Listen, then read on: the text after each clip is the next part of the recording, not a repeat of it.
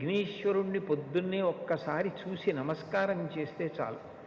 అది లోకంలో ఎక్కడా లేని విశేషం. ఒక్కసారి ఆయన ముఖం వంక చూసి నమస్కారం చేసి 16 నామములు ఉన్న శ్లోకం చెప్పి బయటికి విడితే చాలు, విజయం సిద్ధిస్తుంది అని. రెండవది ఆయన యొక్క అపారమైన కరుణ. ఇంకా అంతా ఇంత కరుణ కాదు విఘ్నేశ్వరుడిది.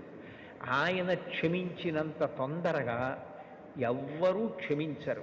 మీరు చూడండి, అందరికన్నా ఎక్కువగా మరిచిపోయే లక్షణం ఎవరికి ఉంటుంది అంటే పిల్లల యందు ఉంటుంది. మీరు పిల్లలు అనేటప్పటికీ ఒక విషయం జ్ఞాపకానికి తెచ్చుకోవచ్చు.